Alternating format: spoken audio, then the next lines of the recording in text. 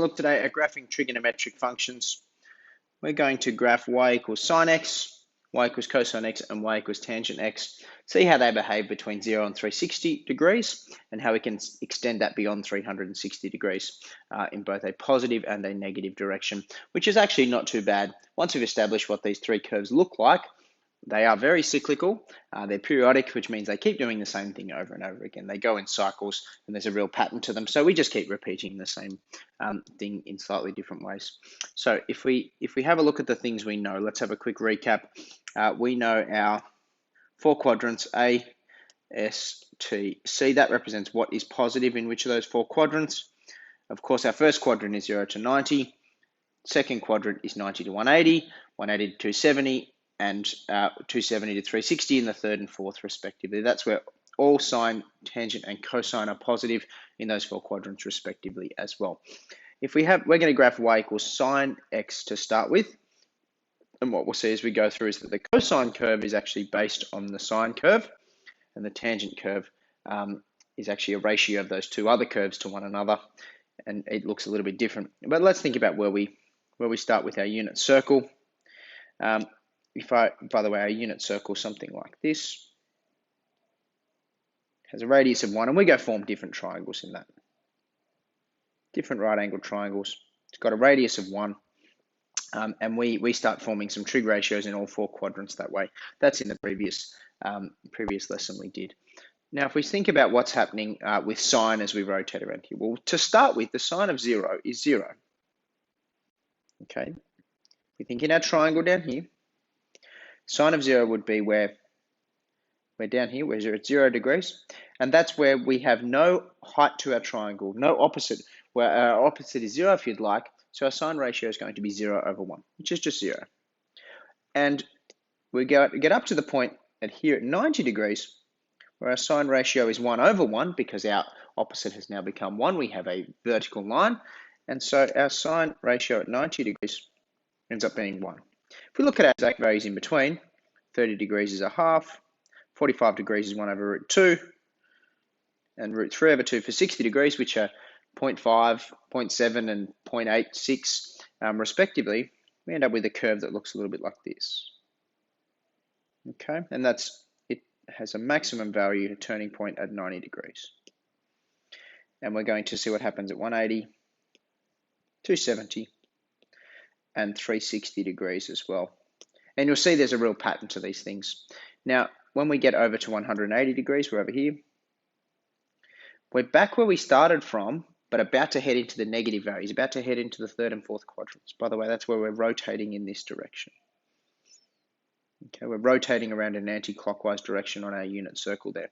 So we end up with 180 degrees being back to 0.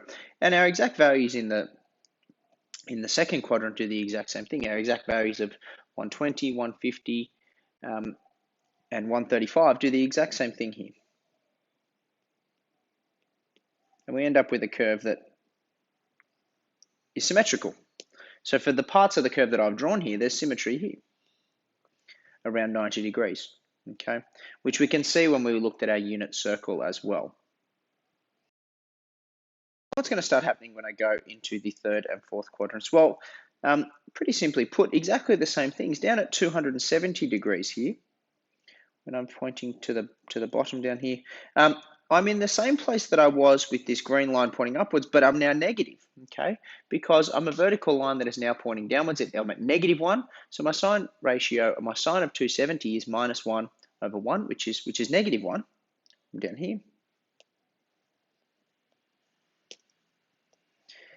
And I'm doing the exact same thing. We could check that with our exact values as well. We could go check the exact values in the third quadrant, which would be 210, 225, and 240 respectively, and we'd find that those values would get us closer and closer to -1.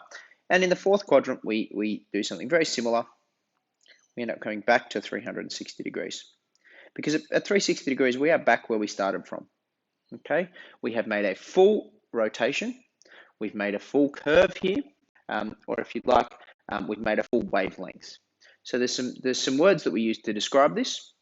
Our curve here rotates between 1 and -1, we said oscillates if you'd like, moves between 1 and -1. And that means our range here is y exists between 1 and -1. All real y between 1 and -1 for our sine curve. Our domain here is all real x.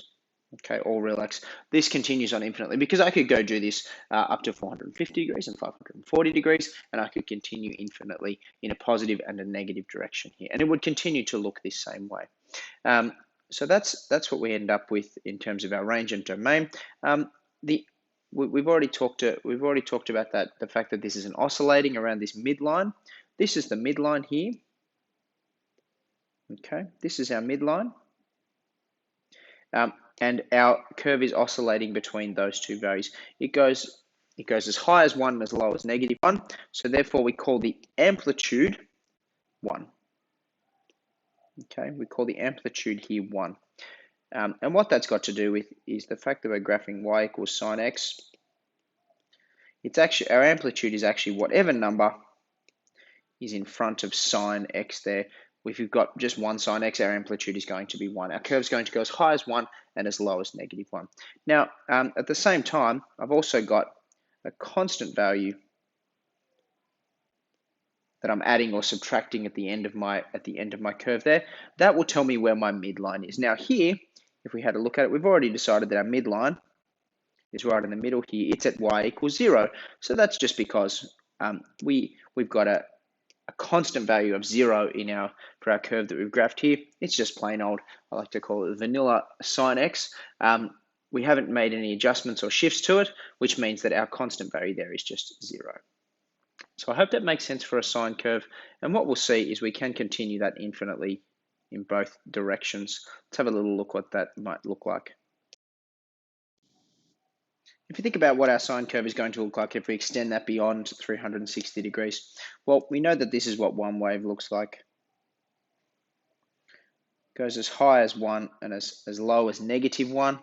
Well, if we extend that beyond one full wave, we just end up with something that looks like this.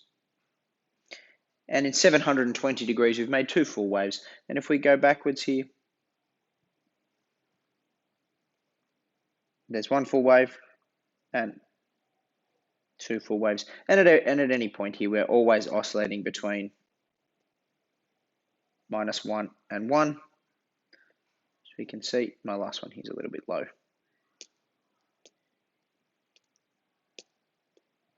We fix that up. We're always oscillating between 1 and -1. And these values here, we turn at 90, we've got a root at 180, we have a minimum turn at 270, back to where we started at 360. And every 90 degrees, the same pattern of things will be happening. So at 450 degrees, I've got a maximum turn. At 540 degrees, I've got another root. Going in the other direction, at -90, I've got a minimum turn. At -180, I've got another root. At -270, I've got a maximum turn, and so on and so forth. That continues infinitely in both directions. Our domain is all real x, and our range is between 1 and -1, including 1 and -1. So that's what our sine curve looks like when we extend that out. Having to think about what our cosine curve looks like now, I've got an axis here. I've got up to 720 degrees in the positive direction and -360 in the negative direction. And we could continue that on as far as we'd like. I'm going to show you 2 waves to the right and 1 wave to the left. You can imagine what continues to happen after that. The big difference with that cosine curve. So cosine means the complement of sine. Okay, complement meaning something that is added together to give 90 degrees, a pair of angles that give 90 degrees. So it's no surprise here that our cosine curve is our sine curve that's been shifted 90 degrees. Okay, so our sine curve looks something like this.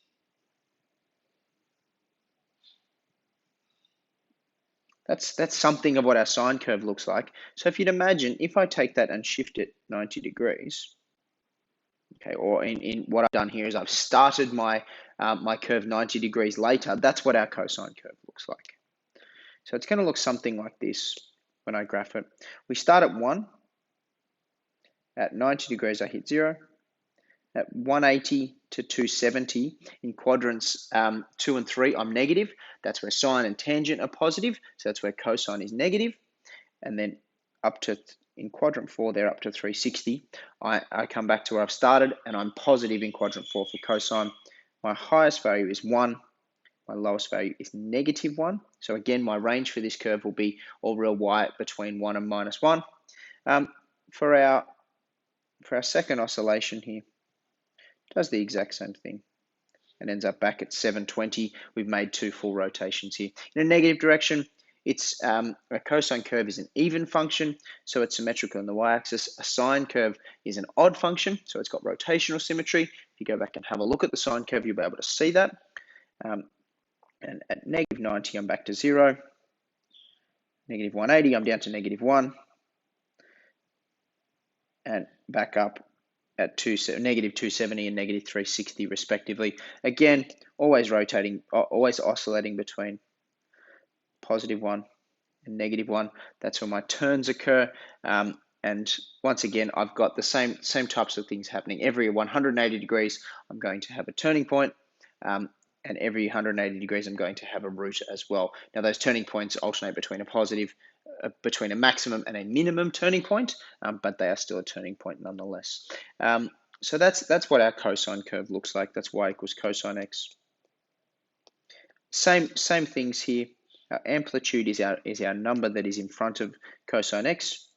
That number there, here it's 1, so my amplitude is 1. Now, we don't say the amplitude is 1 and -1. We say the amplitude is 1 because that tells me the distance that I move from my midline. And my midline here, of course, is y equals 0, which is because at the end here, I have a constant value that's been added. Well, my constant value is 0. And that's what we end up with for our y equals cosine x.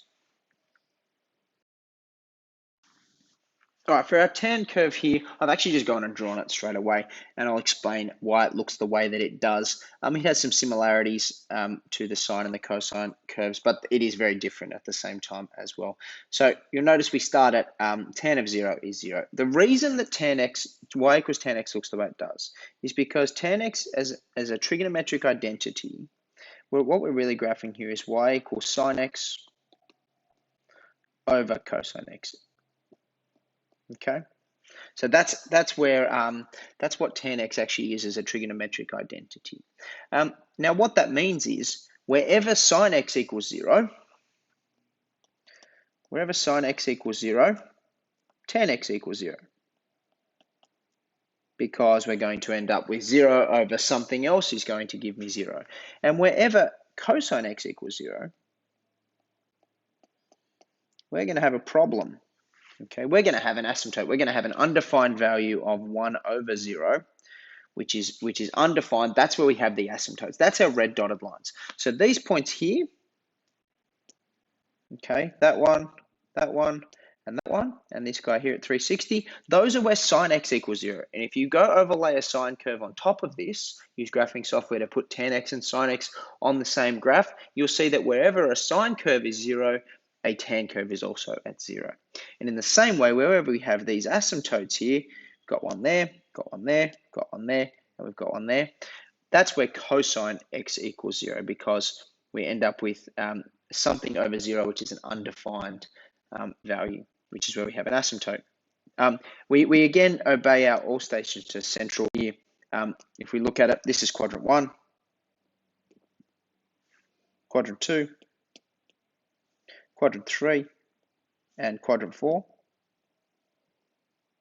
So that's, again, tangent is positive in 1 and 3, negative in 2 and 4.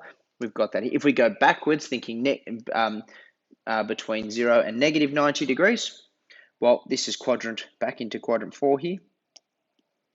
Between -90 and -180, this is quadrant 3. Back into quadrant 2 down here. I haven't drawn the fourth part of the curve in the negative direction here, but we would be back into quadrant 1, and it would be positive, something like this over here. Okay, and we're obeying the same rotations as we did for sine x and cosine x here. So that's what a tan curve looks like. If we go and put a number in front of tan x, so do 2 tan x or 3 tan x, what happens is this curve gets steeper, but its asymptotes actually stay the same. Okay, unless we go and shift this curve to the left or right, we end up with the same asymptotes and the same roots. If we go and add something to this curve, the asymptotes still actually occur at the same places. So if I was to graph y equals tan x plus 2, the asymptotes still occur at the same places because that's still where cosine is 0, so tan is undefined, but the roots actually change. The roots will shift for that curve, but the asymptotes stay the same if we shift it up or down. And that's the basics of what a tan curve looks like. I hope this has been helpful.